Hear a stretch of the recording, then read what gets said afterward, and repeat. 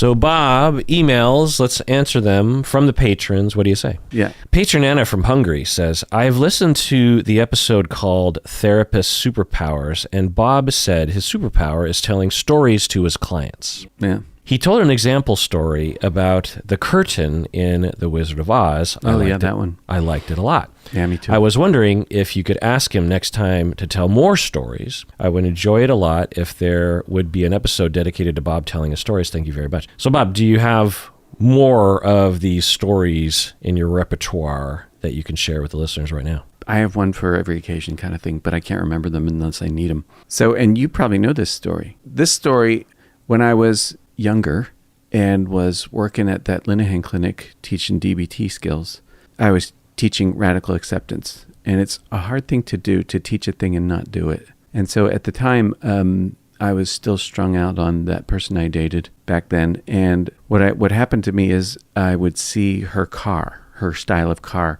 going down the road. And every time I saw that car, did I tell you this story? I must have told you this story. Well, you told me this portion of the story. Yeah. Was it a white Subaru or something? It was no, that's Colleen's car. Well, not anymore, but no, it was a black Honda Civic hatchback. Oh. So I'd see that car, and it wasn't like I just see that car, because the thing about it is I still loved her. I was still like pining, and this is 6 years after a very short relationship, which is normal. Yeah, to some degree, except, I was dating that whole time. I was with somebody for an entire year. But it's also normal. It sucks for sure. Yeah. But I just want to point out that it's a very common occurrence to have a short relationship that was very intense. Very intense. That takes a long time to recover from after it ends. I think for me, what was going on, though, is I refused to accept that it was over. And so every time I'd see one of these cars, it wasn't like I just see a car. It's like my heart would jump out of my chest and grab the bumper and get dragged down the road by it. As if something would happen, as if something magical would happen if that was actually her car. Interesting. I don't know if you've told this portion of it. What was your heart wanting or thinking? So when that relationship ended, what I told myself was, I'll never be happy again. So that's a prediction. And I was pretty Why did you think certain of that. Because I had never been that, because until then, I had only been with, well, let's see, how do I want to say this? I'm grumpy and irritable. And when I was in college, I lived with this guy. It was my best friend's roommate. And my best friend went home for the summer, and I subletted his room. And me and that guy spent the summer together hanging out, watching fucking Mike Tyson boxing. I didn't even like boxing, right? And whatever. And I used to really enjoy his company. He was a really good guy.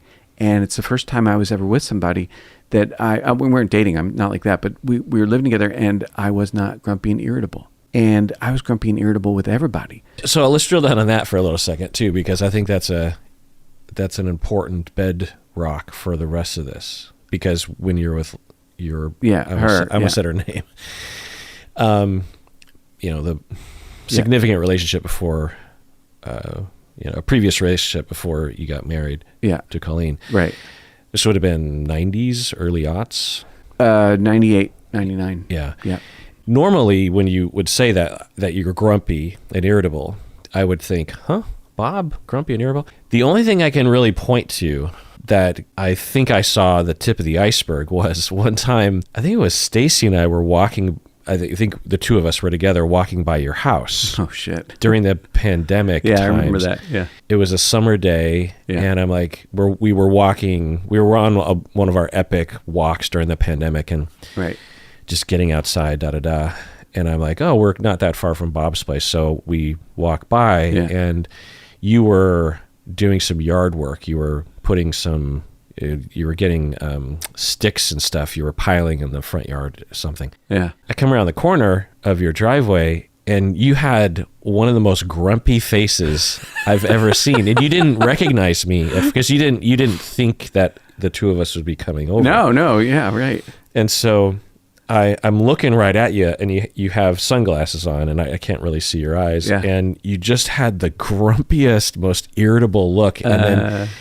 And as I was approaching you, you still were kind of in that zone. And then finally, it took a while for you to be like, oh, it's you. And then you became the version that I see you as. So would Colleen be able to say, oh yeah, there's a good amount of time where he is walking around like a grump? Yeah, irritable, short-tempered. Not short-tempered so much as because I'm, I tend to be more withdrawn when I feel that way. Yeah. Quiet, but not the good not kind. Approachable. Yeah, not the good kind of quiet. Yeah. Yeah. Because that would be surprising to the listeners. Because it's surprising to me. Yeah. Oh well. Yeah. I have. Because I don't see that side of you. Right. I'm trying to think of. There's got to be in all of our times together. It's just like there's got to be some time when I would have seen that, but I don't know if I have. So, what is that mode, by the way? Well, I think what it is basically I don't feel safe, so I stuff a lot, and as a result, I get irritable and grumpy. You don't feel safe relationship-wise, and so you feel hurt and scared, and no way out. Right. You're not feeling very good. Right. Are you also trying to send a message of, I want you to know that I don't feel safe? I'm sure that's true. It definitely has a communicative function, but it's not like that's like foremost in my mind. Though, my people, we are good at the silent treatment. What do you mean your people, the Catholics? The Irish Catholics, yes. Yeah. So that's the bedrock. Then with your 1998 girlfriend. Oh, so when we were living together, I didn't feel that way. And I thought, wow, that's actually possible for me. And I understand that a little bit different now than back then. Back then I thought, oh, that's sort of magic. I think now I look back on it and I think I never really settled in with her. And so I think I was still auditioning for the part and was more like the guy you saw when my face changed when you were coming up the driveway. Right. Because you lived with her for what, like 6 months? 8 months, yeah. And you were very smitten.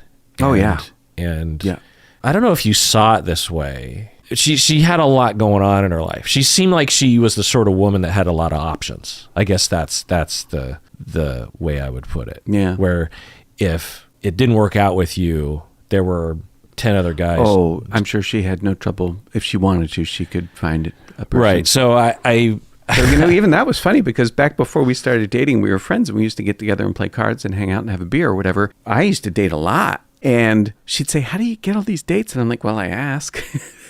I was like, you could ask, but she wouldn't ask me. So anyway, living with her. Not to say that you're not a catch. Oh, thanks very much.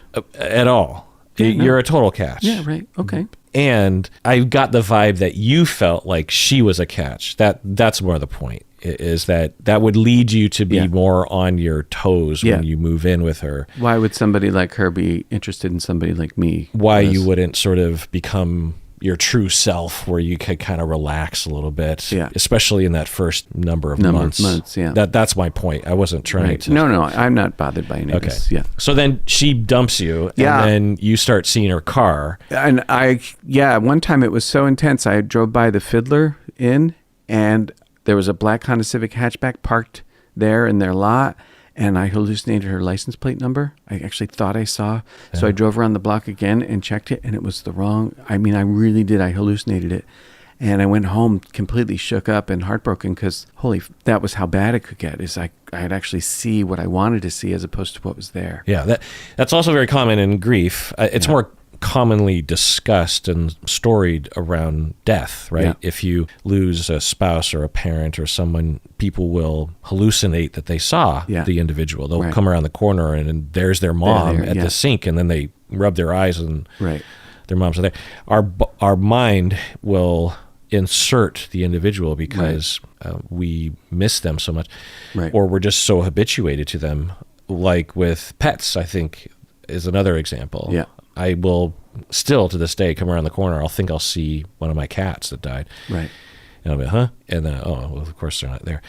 So you see the license plate, you hallucinate it. And then what is the heart wanting in that moment? Are you thinking, I don't want to put words in your mouth, but are you thinking, okay, I can win her back? Yeah. That's what you're thinking. Yeah. There she is. Yeah. I can go to her and I could convince her to be with me again. Right. There was a book project I spent 2 years working on. That was an idea that I really came up with it, but we were working on it together. And when we broke up, I always said, I got the video camera and the book, and she got the dishes and the apartment. And I worked on that book for 2 years solid. I taught myself how to paint. I was devoted to it with the notion I didn't know that was partly her idea. It wasn't. It was my idea, but we were going to work on it together. Oh. When we came up with it, I came up with it when we were hanging out one day. Oh.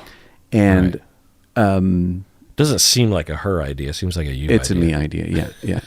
So I worked We've on never it. told anyone what that book was, have we? I don't know. I don't think so. Yeah. It's out there. It's good. It's a good, and I have most of it still. It's in my closet. Anyways, I thought if I finish it and I get it published, somehow I'll get her back.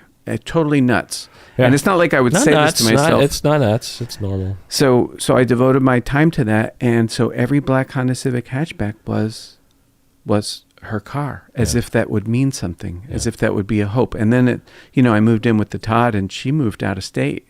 She went somewhere else, and I still saw that car. Yeah. And I had trained my body to just see that car everywhere. And they're a very common car. Yeah. They're everywhere. Especially back then. Yeah, back then. I don't know if they are anymore. I stopped. Anyways, so I'm teaching DBT skills. I'm teaching radical acceptance, and I'm like, you can't teach this and not do it. You just can't. And radical acceptance, you can't teach it. Yeah. Unless you practice it. Yeah, we feel like a jerk face if I. So one day I was leaving that clinic, and I was coming north on 15th over there by the U, crossing Campus Parkway, and I saw one, and I thought to myself, okay, if you're going to accept that relationship really is over, what would you do? And I thought, well, I'll turn my head. Is that the practice? Is to ask questions like that? Yeah. If I were to accept this, right, what would I do? Because what is true is that relationship is over. Now, what's not true is anything that's predictive. I mean, we don't know if it's true. So I'll never be happy again was a silent. So if somebody said to me, well, are you guys together? I'd say, no, we broke up. But what would be unspoken is, and I'll never be happy again, that prediction. So I said to myself, well, what would you do if you were going to accept that, at least right now? I mean, I don't know if you'd make a bet on it ever getting anything again, but at least right now it is over. What would you do? And I said, oh, well, I'd turn my head and I'd go north on 15th where I'm going. And I drove home. And I did. And as soon as I did that, I started crying. And this is 6 years after, because it was like it was like it was happening again. Like the breakup was fresh. And I think the truth is that I refused to accept that it was over, really over. So I turned my head and I went north and cried. And then the next time I saw one, and the next time, the same question, what would you do? And I turned my head and I go where I'm going. And after about 2 months, I stopped seeing the car. And I stopped looking for her. And I was still dating. I mean, I was dating the whole time. But I wasn't really open to anybody, not really. And then about a year later, I met Colleen. And I'm convinced that if I hadn't done that, I would have dated Colleen for probably a couple months and then found some reason to not do it unless she broke up with me first.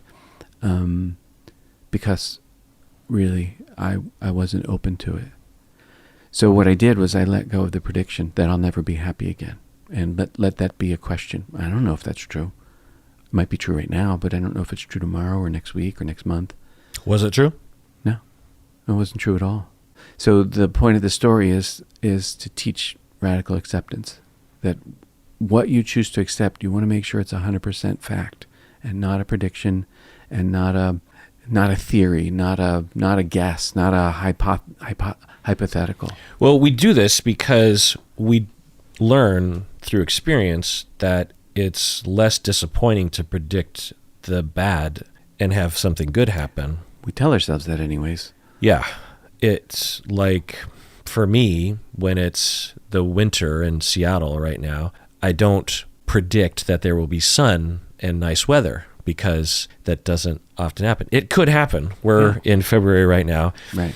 It's there's been 75-degree days around this time of year. March maybe more likely, but it's not very common. No. So I wake up in the morning, I just figure it's going to be 55 and overcast like it always is. Yeah.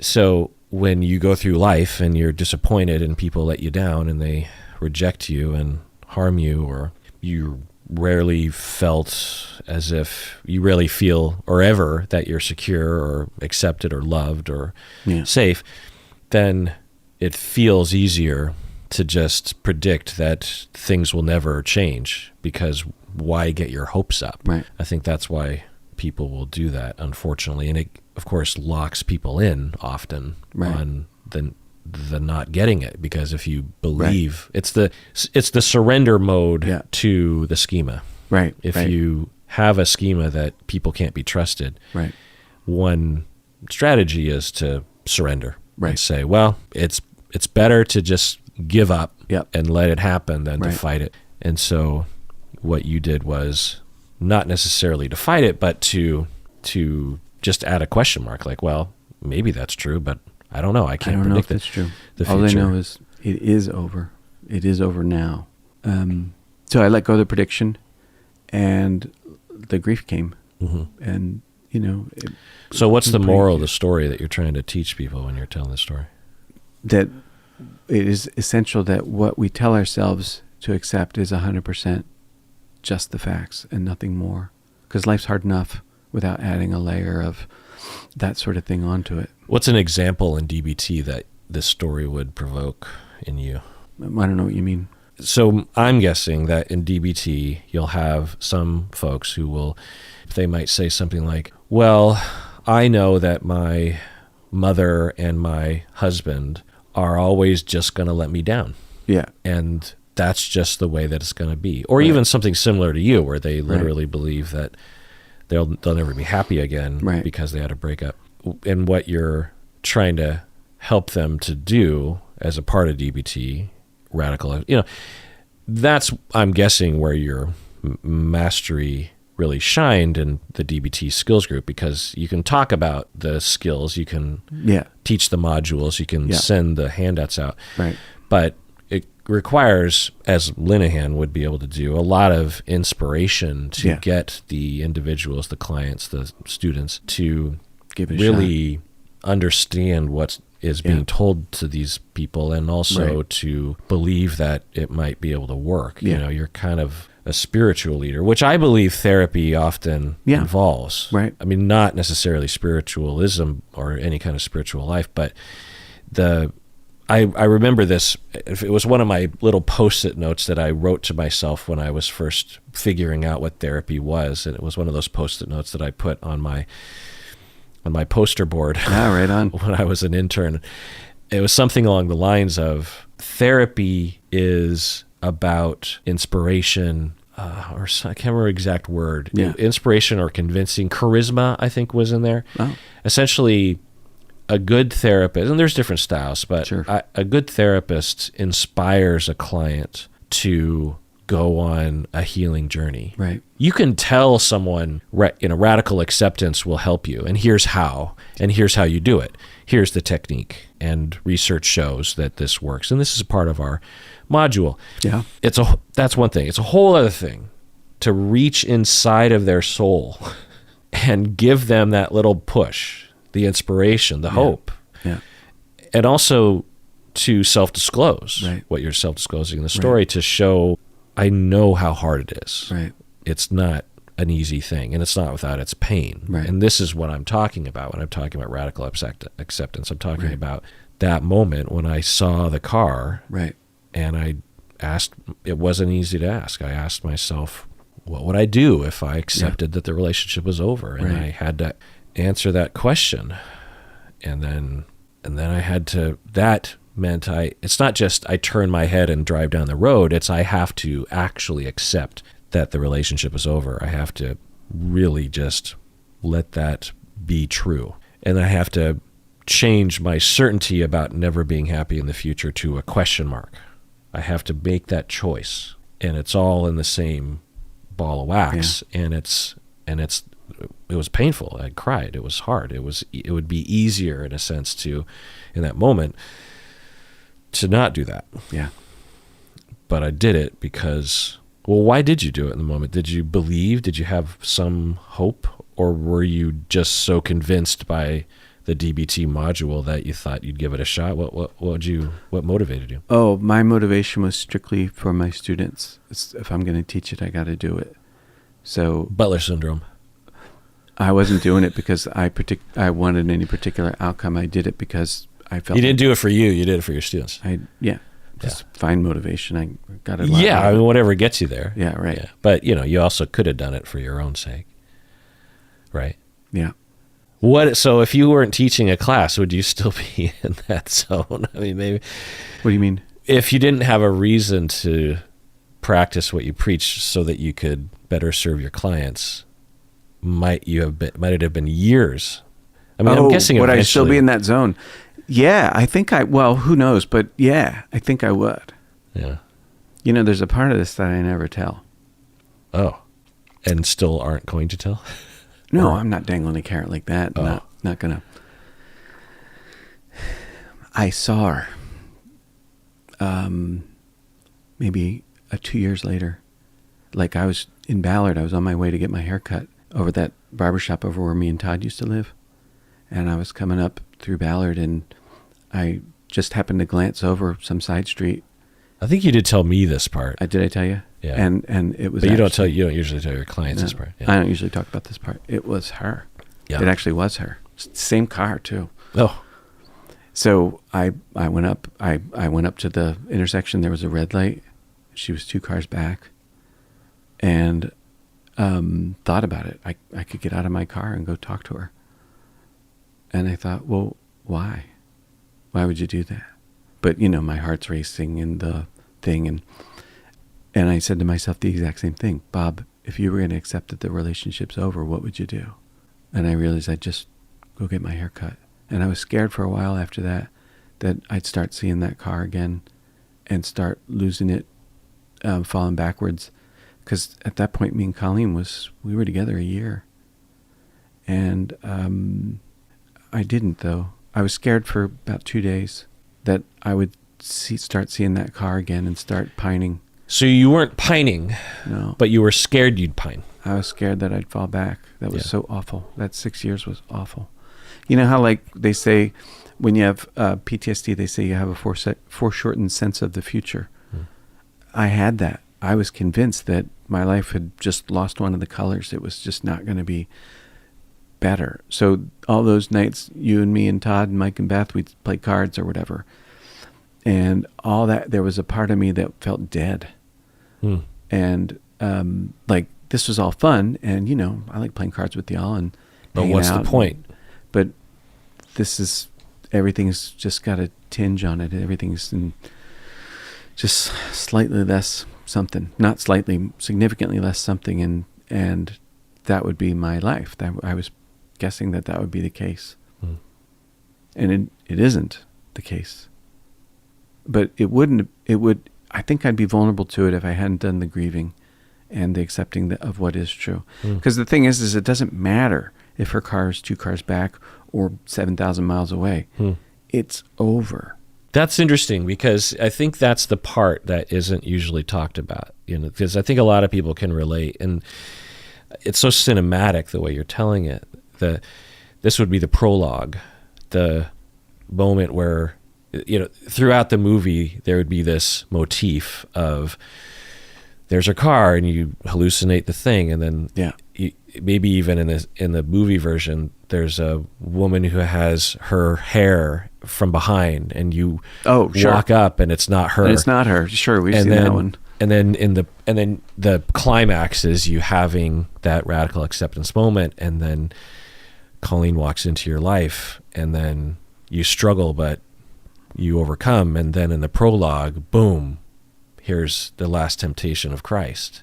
That was the last time I saw her. And what do you do? Yeah. And how do you feel? You don't actually pine. You're not wanting to be with her. It's just, oh shit, what if I do? Yeah. That's the kicker. Right. I have Colleen now. Right. I have grieved. I have moved on. Yeah. But I'm worried that I will fall back, and then you didn't. Yeah. And then you can go on with the rest of it. It's almost poetic that you had that, the universe presented you with that, because you would never know. you would never know how you would react if she were actually there. Yeah. You always, prior to that, was like, you almost wanted, that's the part of it that I think people don't talk about, is you almost wanted her to randomly show up so that you could run up to her and win her back. That's the fantasy. That's the fantasy. When you would see a car like hers, it was hope. It was, now is my opportunity. Or maybe she's even coming around, like in the back of your mind. Sure. Of course, it's not rational, Right. but it's like, she's coming back. Yeah. Because she's in my vicinity. Right. That's it. That's the deeper foundational level, I think, of that Yeah. feeling that we have, which is hard to accept, you know? It's because this is the part that I want to drive home for everyone out there who has been in these shoes or are in these shoes. You can be in, you can, how do I say this? So in that moment, 6 years after, before you radically accept, if I were to ask you, do you want to get back together with her? If you were to think about it, if for example, she were to say, hey, let's date again, what would you say? Are you talking before? Yeah. Before? Oh, Yeah. for sure. You would have said yes. Yeah. Would there have been any kind of ambiguity there? No, not then, but there would be later. Okay. So would it have been a healthy choice to get back together with her? Exactly. Right. So would you have known it was potentially an unhealthy choice? No, I mean, really? I didn't know anything back then about anything. I mean, being with Colleen taught me a lot. Okay. But I think that I could not see her through the person back in the... I couldn't see her through any kind of accurate lens. Rational lens. Yeah. That's interesting. Okay, well, that's a little different than what I thought. Because I think there's two versions of this. One is yours, which is you legit, all-encompassingly wanted actually to get back together with her and would very unambiguously take her up on an offer of re-engaging. Yeah. There's another version of this where you're still grieving, and pining is one word for it. Yeah. Your heart is still attached to this individual. Of course. 6 years later. But you do not want to get back together with this individual. You intellectually understand that that's not a good move for all the reasons. Right. But our heart will attach to certain people when we're with them, especially when we invest a lot of energy in it. This is what cathexis and catharsis was to Freud. We attach emotions and psychic energy, as they would put it, to particular objects, particular people. And when we invest that energy into those people, when they're taken away from us for whatever reason, even if we're the one that leaves, it's hard for our psyches, for our libido to decathect, to separate that object, that person from our libidinal energy. Yeah, you know? And so it's normal to long, a part of you to long, even though in no way, shape, or form do you want to be with that person. Do you know? Yeah, I do. You can have well, let me ask you this. Maybe you don't want to answer, but is there a few cells in your heart that still long or are attached to her? Yeah, of course. Yeah. And I think that's normal, and that can hurt, and if you did, for example, run into her or see her randomly, those 3 cells in your heart would want to go to that. Yeah. The billions of other cells in your body would be like, no, I'm okay. That's over. And because I think that's the confusing bit for a lot of people is that they, one, if they're experiencing that, they think, is there something wrong with me? Because we don't usually talk about that. And 2, if you hear that your partner has those feelings, it can feel like, they're not over it. Right.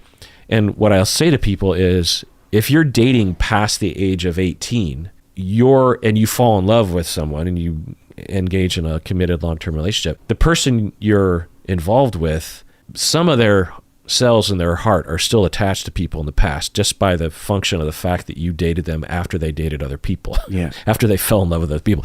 So you just have to accept that, and it doesn't mean that their love for you is any less. It just means that they have a history and they know better. And that's the nice thing is like they're in spite of some of their heart wanting to be with previous people, they're with you because they know you're better than those previous people. Right. It's okay that your partner has those attachments. That's human. It means they're not a psychopath in my book.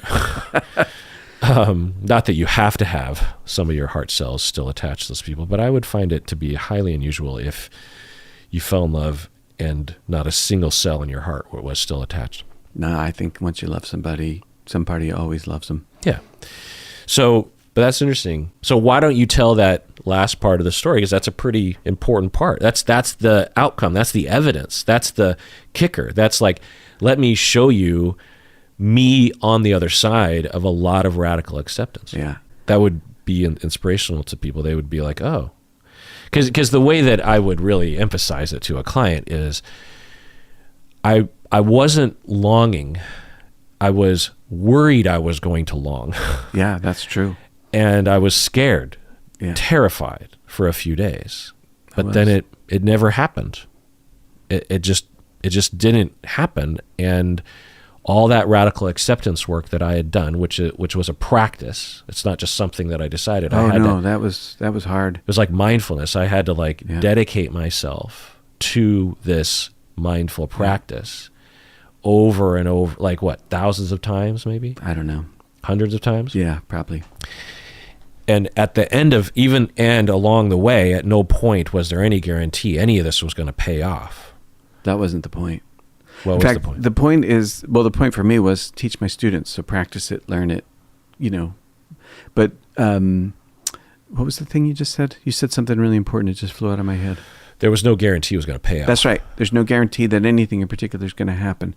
That's the point of radical acceptance, is not to make a bargain with the universe. Like, oh, okay, I'll accept this as long as. We don't get that. Maybe that's why you don't tell the story. We only get what is true, so we can accept that is what is. And as we learn that, what we're going to get out of it, what it's going to become or evolve into, is its own thing. But the thing that makes the story important to me is radical acceptance, for me, made it possible for there to be Colleen. Mm-hmm. And without radical acceptance, there would have been no Colleen. Now, there's no guarantee that if I radically accept that the relationship is over, that somebody like Colleen is going to come into my life. There's no guarantee. The chances are pretty good. You put yourself out there enough times, you probably find somebody. But there's no guarantee that it'll happen, and that's not the point. You cannot bargain with the universe. You can only accept that which is that relationship's over. I don't tell that part of the story because it coincided with knowing Colleen and because it scared me. But as I think about it, there isn't any reason. There's a sensitivity to Colleen's feelings that's important to me, and so I don't really... you're saying you didn't tell this story to your students because you wanted to protect her privacy? No, because I don't want Colleen to feel like I still want that. Mm.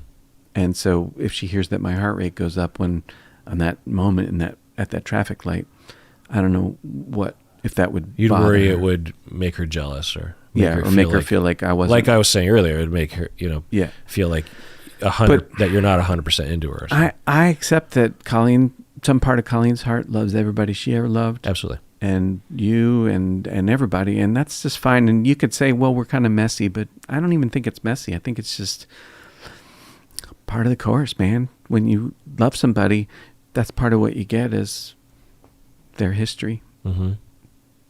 And God bless that, because if you don't have a history, like I said, you don't know what you're getting into. A naive, oh my God, romantic partner is someone who falls in love with a fantasy, not with an actual human or relationship. Right. Someone who has a messy history, who has baggage, as they say, is someone that engages with open eyes to the situation. They know what they're getting into. They know what they're choosing. It's sort of like when you're buying a car, to reduce it. The first car you buy, you don't know what the hell, or maybe the first house that you choose, like to rent or buy or something. There's so many things that you just don't know because you've never had to deal with it. Once you have your first car or first home, renting or buying, you start to realize, oh, I don't like this thing. I like this thing. And so the next thing you do, you refine it to better meet what you want. Good word. And with relationships, it's often the same thing, that oh, I don't want that.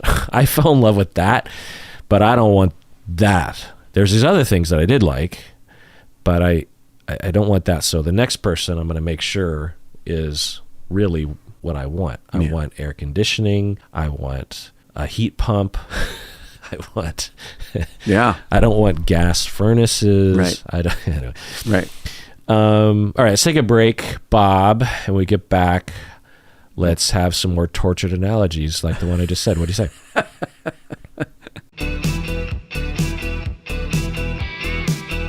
All right, we're back from the break. I want to do a little announcement just to remind everyone about the various charities that we give to. Yeah. If you are a patron of the podcast, we want to thank you. And also, we want you to know that a portion of your pledge goes towards various charities that we support, including Pet Finder. They help animal shelters and rescue groups care for homeless pets in need and connect them with loving homes.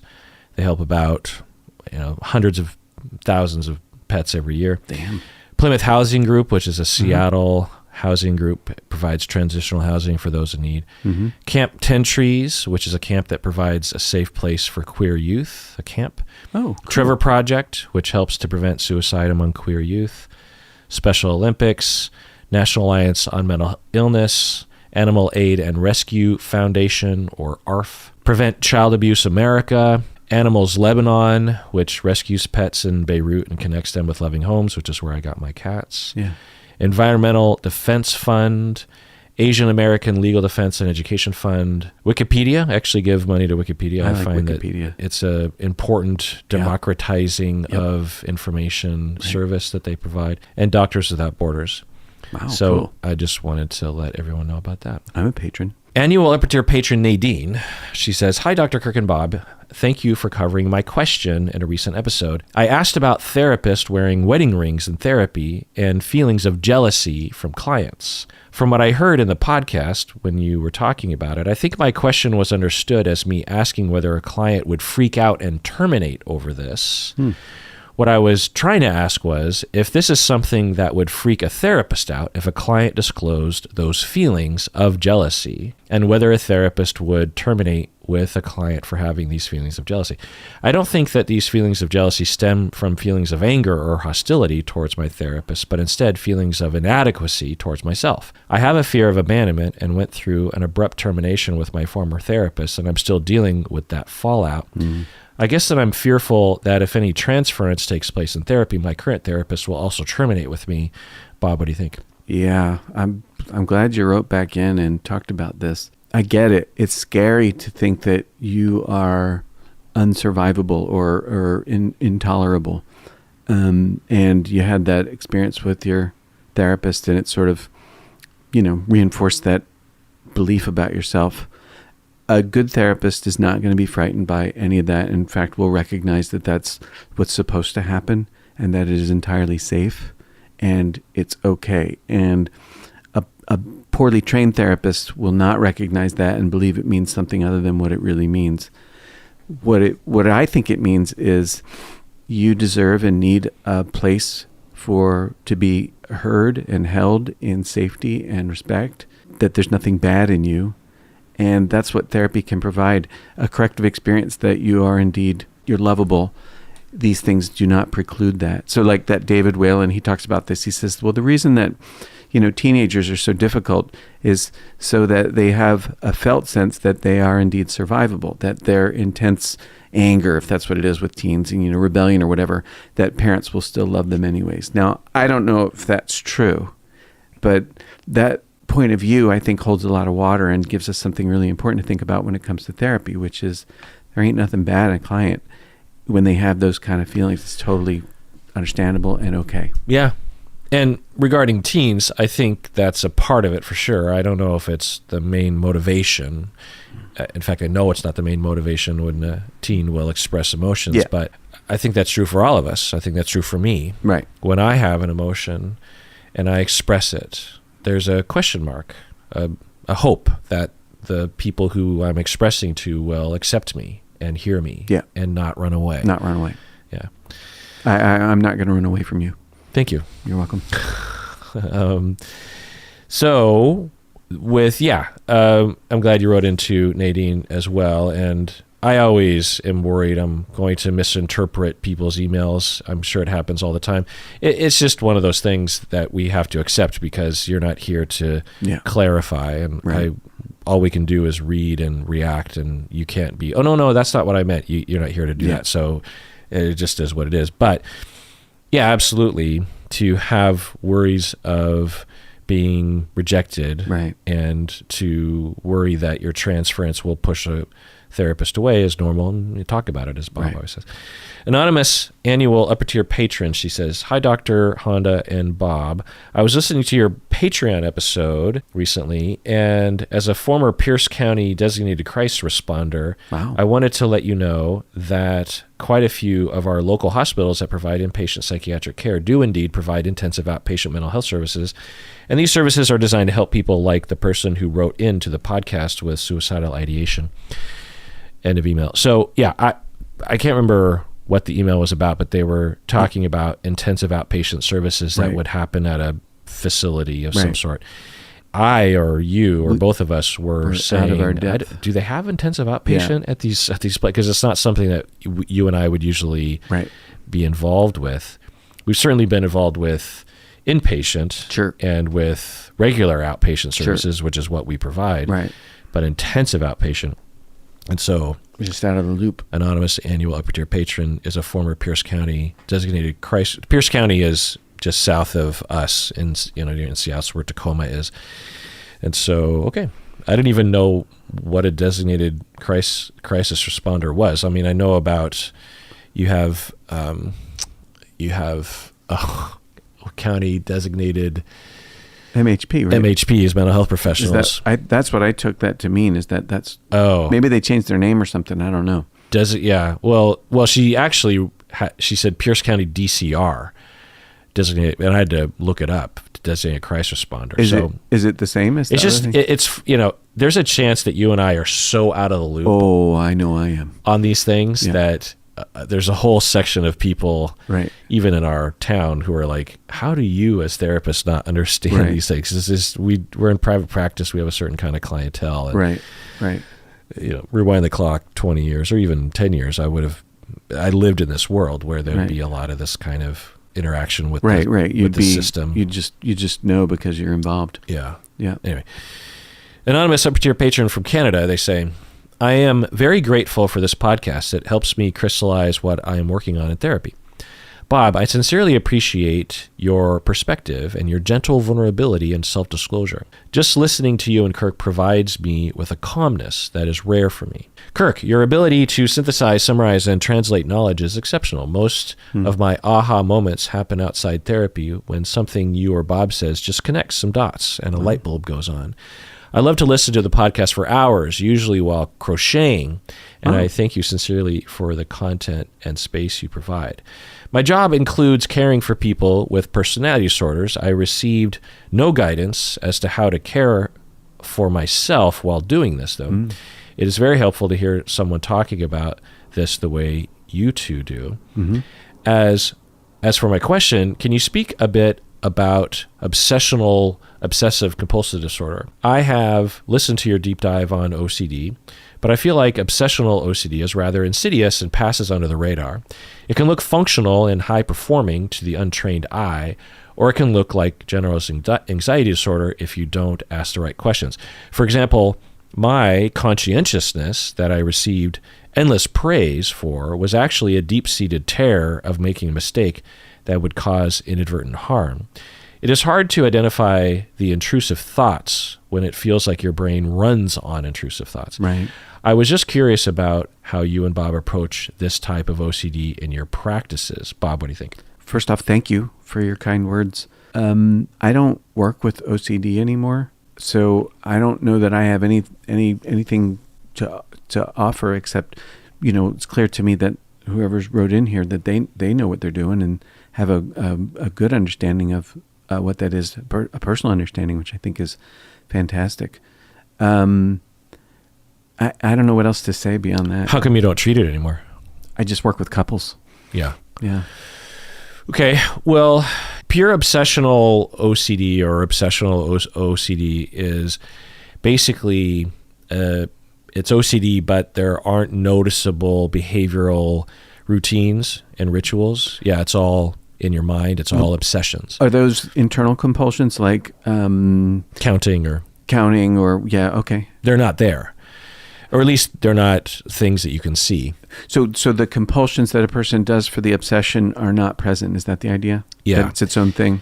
Yeah, and I find that this illuminates a massive misunderstanding of what OCD is, because to me, the fact that it's sort of like when people will say that they're a silent borderline. And when I heard their definition of what a silent borderline was, I thought, well, that's just borderline. Like, you don't need to designate. But because people think of borderline as, by contrast, I guess, loud borderline, where you're hostile and angry and upsetting to people around you, because that's the stereotype, you need this secondary, quote unquote, subtype to contrast with it called silent borderline. But to me, it's all borderline. There's a very big umbrella of what borderline encompasses for me.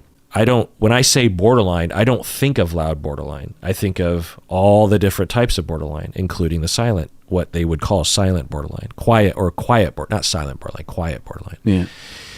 And with OCD, it's similar. OCD is a large umbrella. There are so many things underneath the umbrella of OCD. And what often people will think of OCD are the compulsions. Sure. Because that's what's in the movies. Right. It's also visible. Yeah, the counting, the cleaning of the hands, that kind of stuff. But to me, that is a symptom of a symptom. Those are the compulsions are a solution to the actual problem, which are a solution, which are the obsessions. Right. The obsessions are the key and the foundation of every obsessive compulsive. Yes, indeed. Whenever you think of OCD, do not think of the compulsions. Think of the obsessions. Right. They might have compulsions. They might have compulsions you can see. They might have compulsions you don't see. They might have no compulsions, even in their mind. But they definitely have obsessions. Yeah. You could be absolutely in the throes of horrific OCD and have no rituals. You might have rituals. You might not. So we should talk about what is an obsession and what is a compulsion. I don't think it's very well understood. Right. Well, a compulsion... do you want to describe? Sure, I'll take a run at it. So an obsession is basically a thought that causes tremendous anxiety, and a compulsion is a response to the thought that is aimed at reducing the anxiety. Oftentimes the compulsions will have a temporary benefit, so for instance, washing my hands, I'm germ-free. And but what it'll end up doing is reinforcing the compulsion to come, or the obsession to come around again. Like, the only response I can have to this is to wash my hands. And really what's needed is you want to expose to obsessions and block compulsions in order to do treatment.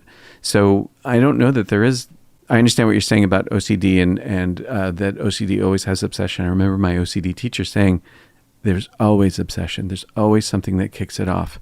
So, and that's the thing that you really want to get at, because that's what you want to expose to and block all the responses, so that the person can recognize that it's an image, or it's a thought, or it's that thing that happens to me that brings on anxiety, and it's to be survived like the wave that it is. And I don't have to, wash my hands or stay on a 12 by 12, bed sheet and sort of avoid all the contamination of the universe, right? It isn't necessary. So I had a client, and he had OCD. This is many years ago. Had OCD. He had a germ thing, but not for himself. He wasn't afraid of getting sick. He was afraid of getting his family sick, his partner and kids. And so we exposed to the obsession, which is we ate, quote, contaminated food together, and then he went home and he kissed his wife and kids. Contaminated from a garbage can or a toilet seat? Toilet seat. Right. We rubbed my lunch on a toilet seat and both had some. Yeah. Was this a public toilet seat? It was in the office building where I worked. So, yeah, I guess so. Yeah, public, right? Yeah. I mean, not frequently used. Yeah. Not like a McDonald's. I had poop there. Yeah. And there was obviously a huge buildup to that. It wasn't like... Oh, yeah, we didn't just do that. Yeah. No. He and I talked about it. There were many other things that we did. It's for weeks or months. One of the dramatic things that we ended up doing, it was on his list of obsessions, is contaminating his wife and kids. Right. And so he did. He went home, no mouthwash, no wash it down with water, nothing. Just go home and contaminate your kids. How does wife feel about it? Did she know? I don't know. That's a great question. I would hope that she would have a good laugh about it, but and if she knew the bigger picture, she would appreciate the benefit. Yeah, she had a good savvy. Because it's not like that's his main practice now is to eat food off of toilet seats, but for him to not suffer anymore, it would be a good thing. Yeah. So with what they'll call pure O or pure obsessional or obsessional OCD, you could have someone who thinks about all the things and is suffering in all the ways that people with OCD do, but they are not washing their hands 10 times a day. They're not counting the tiles on the floor. Right. They're not praying 10 times a day. Right. They're not restricting their food or running 50 miles a day, whatever the compulsion is.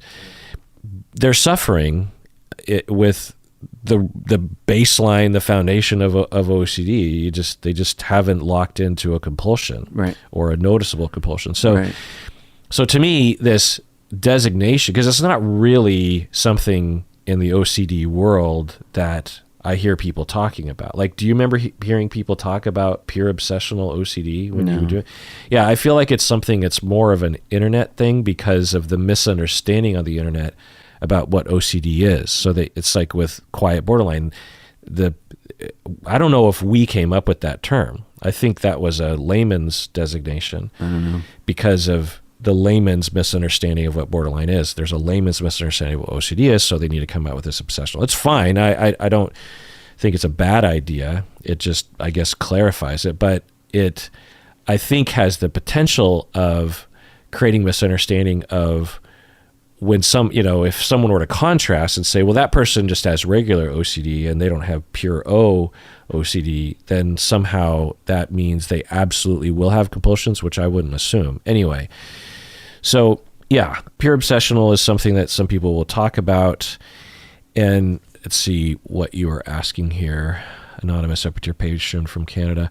You're saying that it can be misdiagnosed, and yeah, absolutely. Yeah, right. Clinicians, some don't really understand OCD, and you do have to ask specific questions. And a lot of people with OCD don't know they have OCD because they think that it's rational. Right. So you have to have ways of interviewing people or, educating them, that kind of thing. You're also saying that some people will get misdiagnosed with generalized anxiety disorder. The thing especially with pure obsessional OCD and generalized anxiety disorder is that there's a lot of overlap in terms of the symptoms. Right. And so to me, it doesn't really matter. When I have a client who is in this category, I don't think of them as one or the other. I just think of them as having the anxiety that they do and the obsessions that they do. If I call it OCD, I call it OCD. If I call it generalized anxiety disorder, I call it that. The treatment will be the same because it'll be tailored to the individual and will probably involve exposure and cognitive behavioral therapy.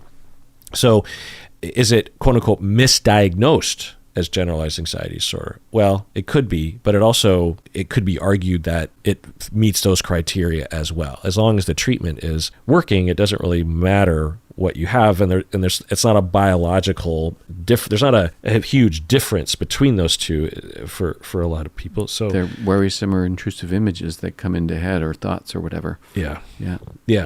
I'll get a lot of questions more broadly along these lines around OCD. They'll be like, oh, what about this subtype? And what about this subtype?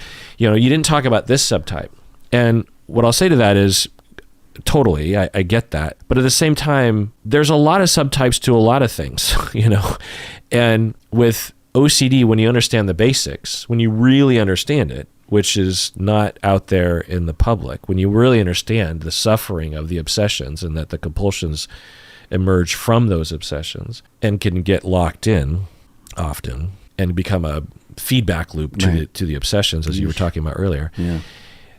When you really understand it, then the different subtypes don't really feel like necessarily distinct things because they're all just under the larger umbrella of OCD. It's similar to depression. If you understand depression in its pure form, or you really understand what depression is, then the different quote unquote presentations or subtypes of it, because you can have someone who's absolutely suffering from crippling depression, but they appear like everything's fine and they're laughing at work. Or you might have someone who doesn't think about suicide but they're depressed. Or you might have someone who cries a lot, or another person who doesn't, or someone who has zero motivation to get out of bed, and you have another person who seems to be doing okay at work even though they're incredibly depressed. So when you really understand depression, you could imagine that would be out there in the lay public of like, well, I don't have depression, I have normal functioning depression where I can go to work, because they think of depression as something that means that you can't function, when a lot of people can function in dimensions of their life with full-blown, absolutely debilitating depression behind the scenes. Right. So it's similar to OCD, that people will say, well, what about this subtype? What about that subtype? And I just think like, well, totally, and we can talk about it, but to me, I feel like when I was doing the deep dive, I was talking about all of those subtypes. You know what I mean? I think the diagnoses are only useful insofar as they point us at a good treatment I'm presuming we have one. Right. And so the treatment for phobia is, the gold standard, I think, is still exposure therapy. Yeah.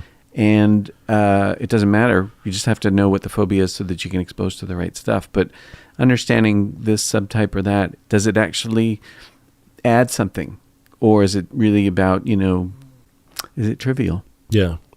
I mean trivial in the sense that there's trivia. There's like, well, this kind of phobia and that kind of, and this one has this name and that, right. Interesting, right? Really fascinating. I mean, I'm with you, but if it doesn't add anything, then does the focus on those subtypes interfere? Right. I think that's what I'm trying to get at. You're articulating in a much shorter way. That's what I'm trying to say. Exactly that. That I think that focusing on subtypes appears to be interfering with the greater understanding of the disorder as a whole by assuming that it's different than what I was talking about before, which it in my mind is not. Now, there is one type of OCD that I will say did elude me clinically, which was religious subtype of OCD. I can't remember what they call it, but there's a word for it. It's not religion, but these individuals will be obsessed with the notion that they're going to hell, or their family's going to hell, or that God's going to punish them. And so they pray all day long, or they have to do really elaborate rituals to please God. And it'll completely dominate their lives. Yeah. They'll have to pray a very specific way. And you can see how some religions would actually play into this, right? I can actually. Yeah. The rosary and the DDD. And so there are some people that will have this version of OCD, which is kind of different, right? It's totally underneath the umbrella of OCD. But when I first heard of a case like this, I didn't recognize it as OCD. I thought it was actually schizophrenia. Oh, no shit. Yeah. Right. Because the way that they were talking, they were sure that there was the hammer of God right over their family member's head if they didn't pray literally 20 hours a day. Sounds like a delusion.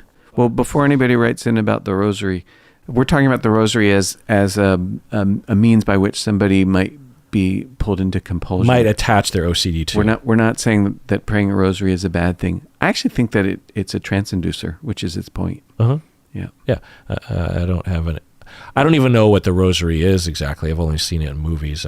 It just looks a little ritualistic, and very. I could imagine someone, because there's something you're supposed to do on each bead. Each bead you do Hail Mary and something else, and I don't actually know what it is either. But you just work your way around the beads. Yeah. But Buddhists have prayer beads too. Right. Same reason. Right. So you could imagine that someone could if they needed to follow a particular ritual, right. And I have mild OCD tendencies, like I'm actually doing it right now. If I will dig my fingernail into the side of my finger, I'm going to block that compulsion. Just as a habit. I'm coming over there. I'm going to block me some compulsions. And so when I do it, I always have to do it on my other hand. I mean, I don't have to, but no, I know your body I do it habitually. I think humans. I don't know. Maybe I'm generalizing from my own to the general case of humans, but I think that it's actually pretty common. Some low level, whatever. The thing about to distinguish between whether or not it's a thing is, does it cause significant interference in occupational social functioning? That's the big one, right? I mean, it seems to bother you when I do it. It seems like you. I'm gonna. You have a compulsion. Off you have a compulsion about I'm doing it right in front of his face. Oh, I'm coming over. He's still doing it. Oh, he's doing both hands. Yeah, it's funny. I don't think I realized I always do it on my two smallest fingers. I don't really do it on these other fingers. I've always done it on these two. You can expand your compulsion as the day unfolds. Doesn't feel right on my other fingers. All right, let's take a break. When we get back, let's answer more questions. What do you say? Yep. All right, this next question is from annual patron Manny. She writes, "Hi, Dr. Kirk and Bob. I recently started exposure and response prevention therapy for my relationship anxiety and OCD." Wow. So this is just chiming in, this is what we've been talking about, exposure and response prevention. Did you use that specific protocol, or did you just use general exposure? And I don't think I know what that protocol is other than what I got taught to do when I went to OCD school. Right. There's a lot of these branded protocols in various different therapies, including OCD, and I imagine this is one of them. I haven't heard of it, but I'm quite sure based on the title that it is what you and I do, and it's just a particular brand. Oh, that's like that EFT thing. Sue Johnson did not invent attachment-based therapy, but she's got it packaged in such a way that blah, blah, blah, blah. This might be one of those. Going on with Manny, she says, "I had previously done 6 months of psychotherapy, but that only made my anxiety worse." So to remind people, she was talking about how she had relationship anxiety and OCD. "I had previously done 6 months of psychotherapy, but that only made my anxiety worse. We would just talk and talk about all the things about my partner or my relationship that worried me, and that made me hypercritical of my partner. After a while, I also felt bad that we were analyzing my partner's upbringing without him being in the room." So just chiming in here, any response to that, Bob? It doesn't sound like it was all that useful, and it's not something I would do if I were a therapist. Yeah. I will say that I'm not doing those things, but to only do those things. To only do. Yeah. Is a real common pitfall for therapists that you can fall into in therapy, where essentially the client comes in and says, "My husband, you're not going to believe what he did." Right. And then as a therapist, if you have no checks and balances on your perspective, you'll be seduced into believing the perspective of your client. Yes, that's why individual therapists need to have relational training. Yeah. So you can start to believe, well, my client has very little responsibility or culpability. Now, it's possible that that's true, but it's not likely. Not likely. And then over time, you just become more and more convinced that your client's husband is the problem. Right. And your client is a victim of it. Because that's the way we're all a victim in our own storyline. Our first reaction is never, what did I do to contribute to this? Our first reaction is, how am I being put upon? Right. How is my partner wronging me? Right. What's the injustice here? And so if that's all you hear and that's as far as you go as a therapist, then that's as far as the therapy is going to go. When this comes up, I'm always thinking about, how does that partner's behavior make sense? Not what's wrong with it. What do you mean? I mean that I'm going to be thinking in a larger picture that their behavior takes place in a relational context that's, they're co-reinforcing cycle. Right, exactly.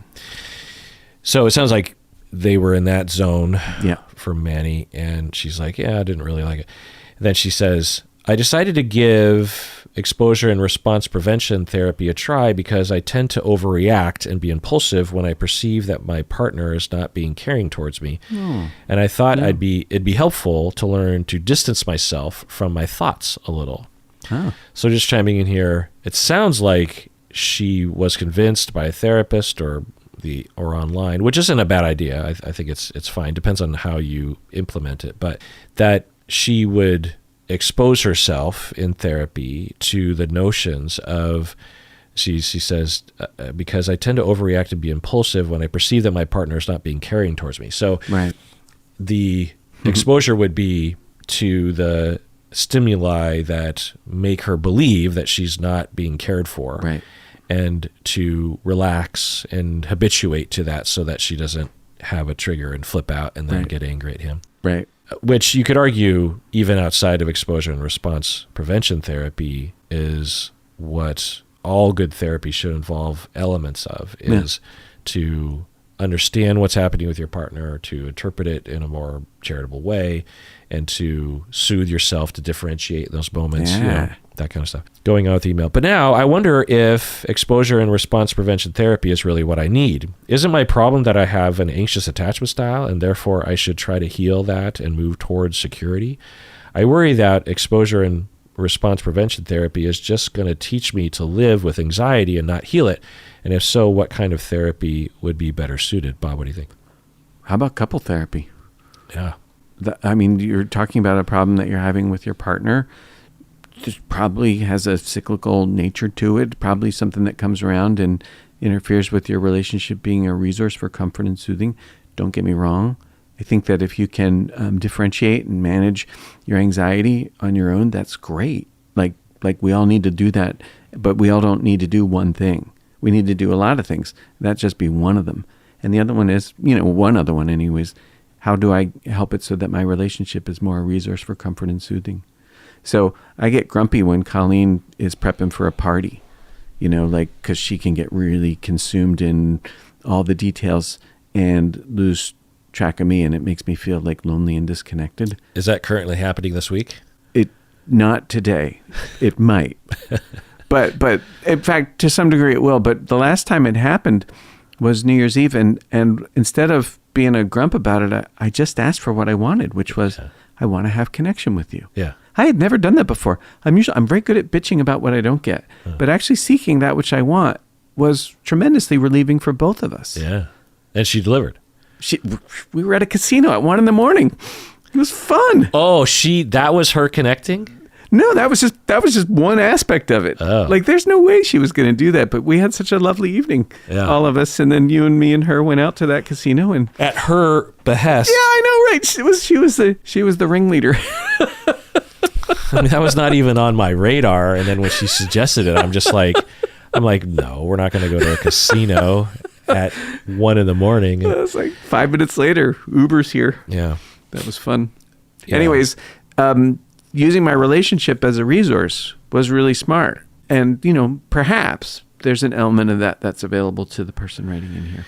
Yeah, couple therapy would be the best case scenario with a therapist that was good, which isn't always guaranteed. No. If you don't want to do that, or your client or your husband doesn't want to do that, your partner, the other option is to find a therapist that does this kind of work with couples, or at least understands it, because it's just unfortunate that we can't tell you just go to a therapist, because you could find a therapist that does what your previous therapist did. We don't know if the previous therapist was bad, but we know therapists that will do that, where they just become seduced by the client's point of view. They don't have a systemic understanding. They don't have an understanding of attachment theory. That was me.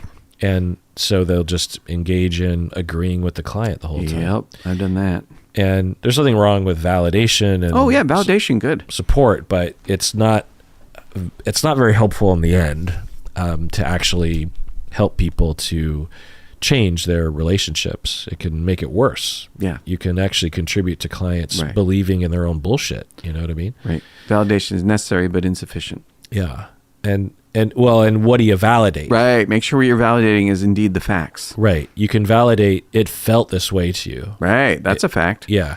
But you might want to be careful before you validate statements like, our conflict is 100% my partner's fault. Right. Like, validating that might actually make it worse for your client. It's because they don't care about me. Well, yeah. I don't want to validate that. It felt that way. You definitely. And that's normal to feel that way. That story went off inside, that's for sure. Yeah. You know that. Right. So, finding a therapist that is actually helpful along these lines. And maybe if you find if your partner doesn't want to go to therapy, if you find a couples therapist, for example, marriage and family therapist may be more likely to understand these kinds of things. Yeah. But not necessarily is the thing. So I don't know. And maybe the question to ask the therapist as you're screening them is, maybe just read this email to them and see what they say. That's a great idea. Yeah, because it's pretty well summarized. All right, one more email, Bob. Yep. Annual upper tier patron. She says, "Hi, Dr. Kirk and Bob. Thank you for all that you give your listeners. I've written this before, but I cannot fully express my gratitude to you, Bob, for your openness and honesty about your own journey." So that's what they want to say to you. Thank Bob. you. I'm curious if you have any insight or advice related to expressing needs and wants. I have a therapist that I'm still working to trust and see as a safe person, perhaps for the first time in my life. So I said that word. I have a therapist that I'm still working to trust and see as a safe person, perhaps for the first time in my life. Wow. I am also slowly learning to recognize and accept that I have needs and wants. Yeah. It's terrifying to me to voice those needs and wants, doubly so if I'm asking for them to be met. The problem is, when I finally do ask my therapist or anyone else to meet a need or want of mine, I am unable to accept their doing so as genuine. For example, if I ask for reassurance, any resulting reassurance just feels like coerced or placating me. Any advice or insight, Bob? Yeah. First off, me too, to a large degree. Yeah. I'd say everybody. You'd say it's all of us, to some degree or other? Oh, yeah. I mean, we all have the fantasy that mommy will just love us and give to us without us asking, because that's the way it was when we were pre-verbal. We just cried and they just gave us food or comforted us or something. We would all love that to be the case, but that is, you have to grow up and you have to be a mature adult who understands that the world doesn't revolve around you when you're crying. You have to ask for things. You have to be specific, and it has to be mutual. Yeah. And so we're all like that, right? Is the thing. And if you have relational traumas around those, then you're going to be particularly busted up about being vulnerable and asking. Right. Because you don't trust that they'll actually deliver. Right. So the thing I would suggest to you is that it's important that the person know what they're being asked, because they're not being asked for reassurance. That's just ostensible. I mean, it's important, but so here's what they taught me in couple therapy school. They said, Bob, it doesn't matter who you are, vulnerability always feels like jumping off a cliff. Yeah. You never want to just jump. If you just jump, then the person that you jump to doesn't know what they're being asked. So you always lead with fear. It's usually fear. So I always say to my clients, my couples, I'm like, you got your toes right off the edge of a cliff. You have to describe this to your partner, what this is like for you to get ready to leap, how scary it is. And when you do that, someone who loves you will generally slow down and be still and be available. Now, that's not always, because sometimes that kind of need can trigger the other person. Doesn't matter. I mean, that can happen, in which case you just got to work with that. It's just triage. So anyways, but you have to describe the fear. So like when you're expressing a need or a want to your therapist, one possibility that's available that I'd like you to consider is letting them know how fucking scary it is, if you haven't already, so that they really understand what's being asked. And then jump. But don't do it before. Yeah. I was really surprised when they told me that in couple therapy school, and it took me a long time to understand why and what that is. Because I can ask Colleen for reassurance, but she might not know what I'm really asking unless she knows how fucking scared I am. Mm-hmm. And then I always say, they say it goes like this. It's like, I'm really scared. And then partner is like, well, I'm right here. If you want to jump, I will catch you. And then jumping. Because then because then the actual expression of need is fully realized. Yeah. Like when Colleen is wrapped up and planning for a party and you have a topic sentence where you want connection, but you might have to lay it out for her. Oh, yeah. It'd help to lay it out, because that could be a billion different things. Right. So if you were to lay it out for her, what would that sound like? It'd say, oh, that's that thing that happens when we have a party and you get wrapped up in all these details and I miss you. And it's really scary for me to talk to you about it. You know me, I usually get angry and kind of bitchy, right? But I don't want to do that. And the thing is that I really do feel scared that I'm going to lose you. and I'm afraid to actually reach for you. And she just sat there and she looked at me and she waited. And so I just said, I need to know that we're connected through the thing. And right then, George came over. He knocked on my door and came in. Uninvited or just before? He was a couple minutes early. Uh-huh. George is our very good friend, probably the sanest person I know. And he just happened to show up in that moment. But that's okay, because where we were in our conversation was sufficient. It was enough. We had a lovely evening. Yeah. So do you think she understood, if George hadn't walked up, what you were looking for in that moment? Yeah. I think there was enough expression of fear of turning to her. Yeah, I mean, especially when you said, I'm afraid of losing you. Yeah. Because that heavily implies a very quick reassurance of, you're not losing me. Yeah. And I'm just scared about this party. Yeah. It has nothing to do with my feelings towards you, and that could be all that you need to hear. Maybe not, but it's heavily implied. Right. A more direct way of telling someone is, just tell me that you love me and you're not going to leave me. So that's lovely. I say that because I feel like, especially when you're embarking on this, with you and Colleen, you've been down this road a number of times. She probably knows what you're looking for. But with new conversation, I like what you just said. Huh? I really like what you just said. That'd be a hard one and a good one for me.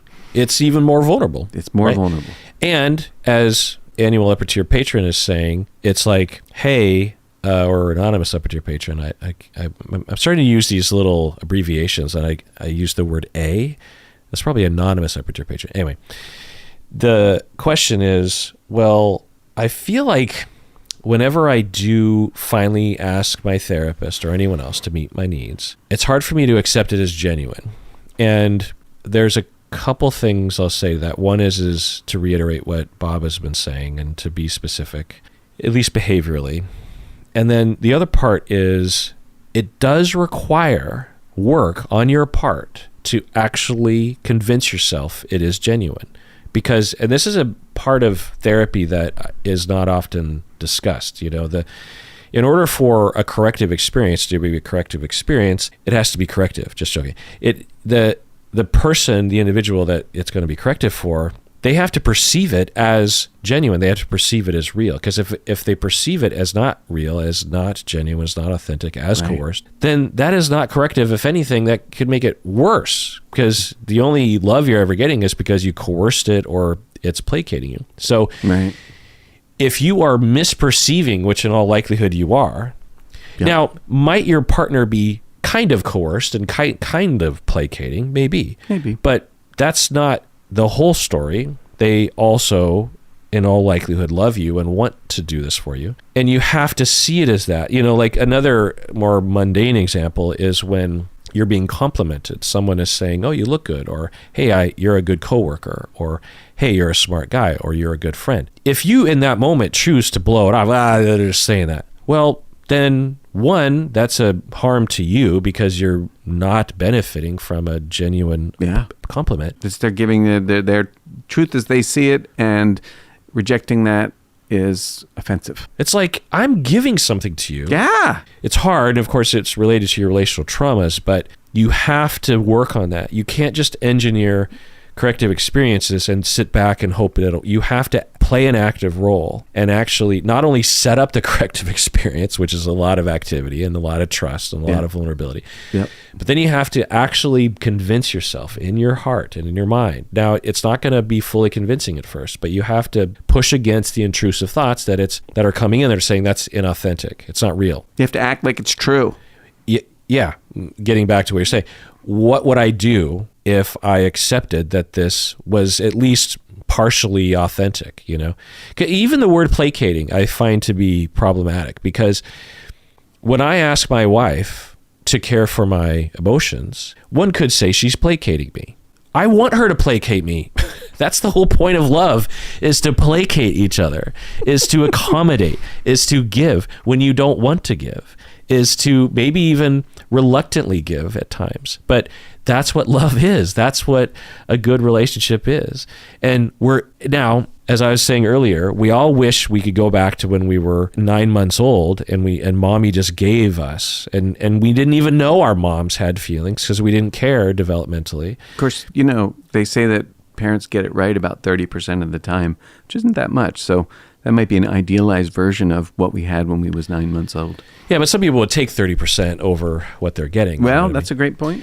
That's a great point. But also, there's this fantasy that mommy is only there for us and has no other thoughts, and so we want that. And if you never got that at 9 months old, then you want that at 36 years old. Sure.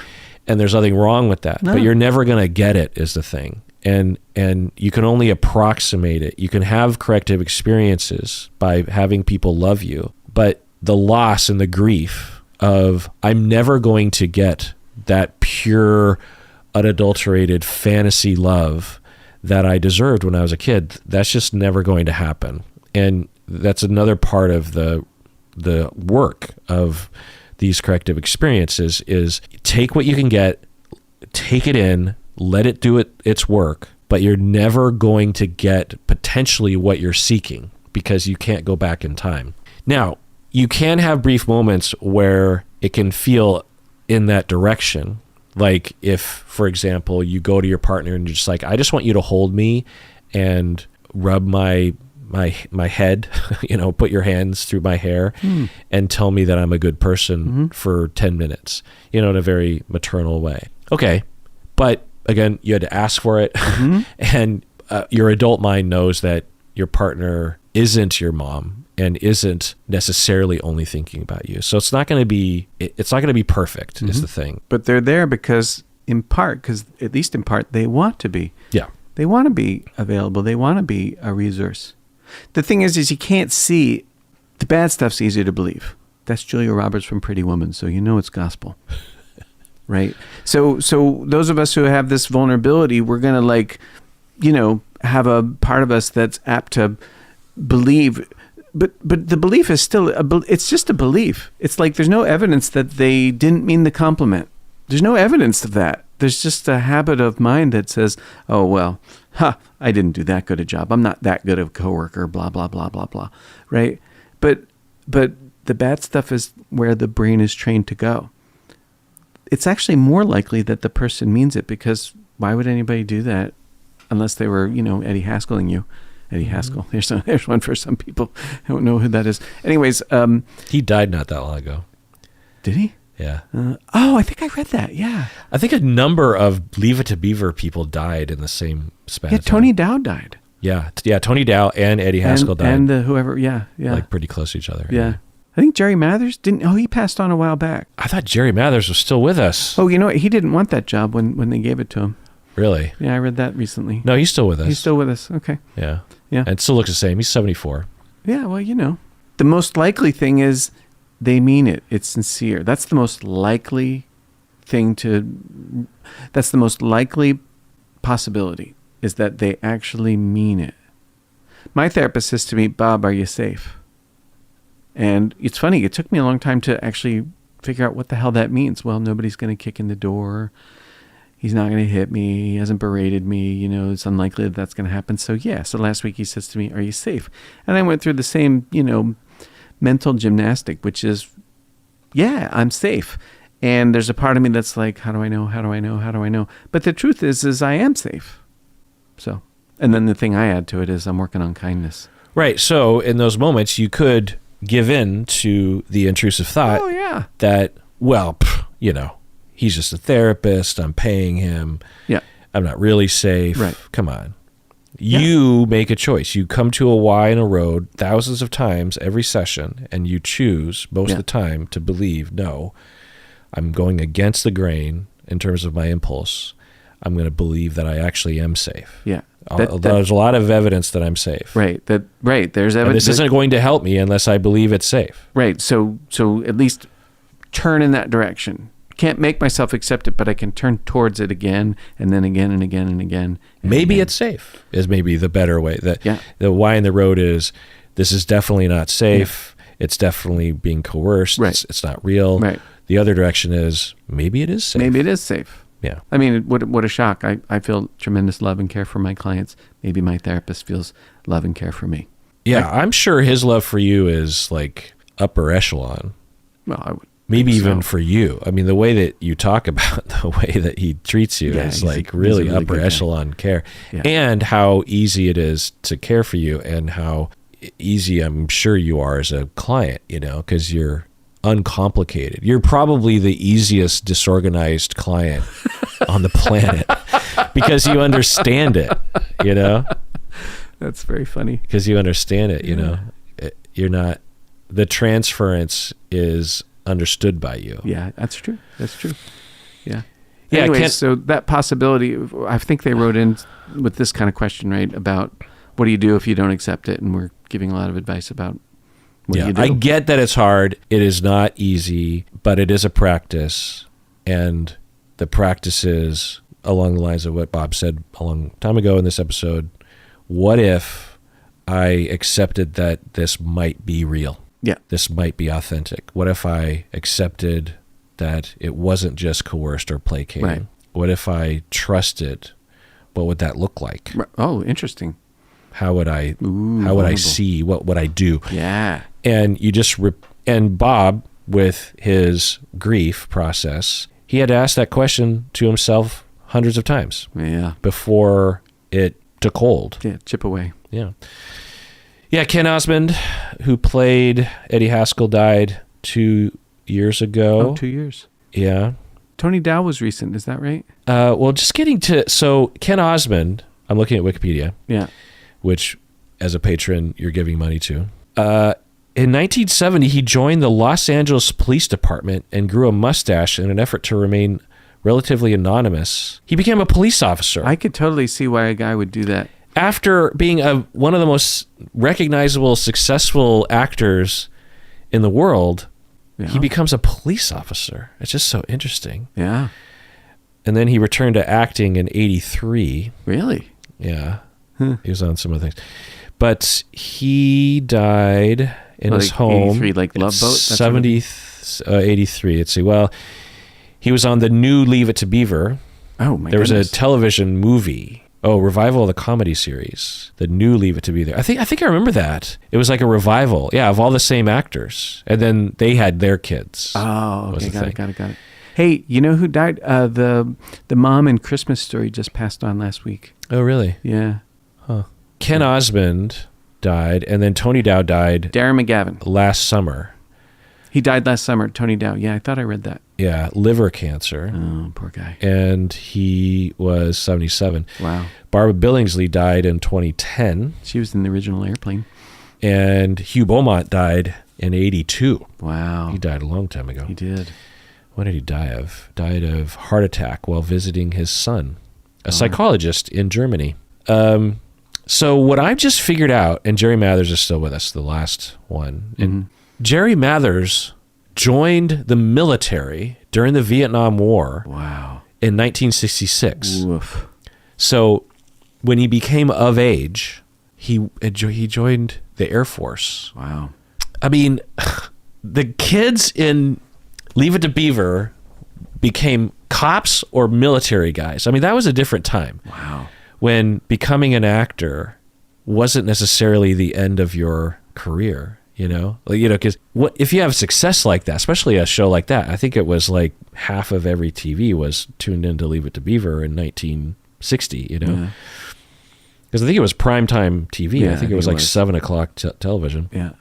And that the stars of those shows would just enter regular life as a different time, Right. Somehow I respect that, I guess. Does it change your idea of Jerry Mathers and Tony Dow to think that they were regular just dudes? regular guys with regular careers after the show was over? It makes sense. I mean, most child actors didn't grow on to be adult. I mean, does it even happen now? I guess kids come out of Disney and turn into something. Yeah, no, that's true. There's a lot of child actors.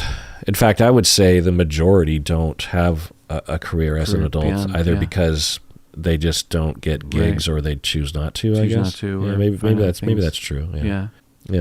Anyway, that was us going down that rabbit hole. And everyone out there, please take care of yourself because you deserve it.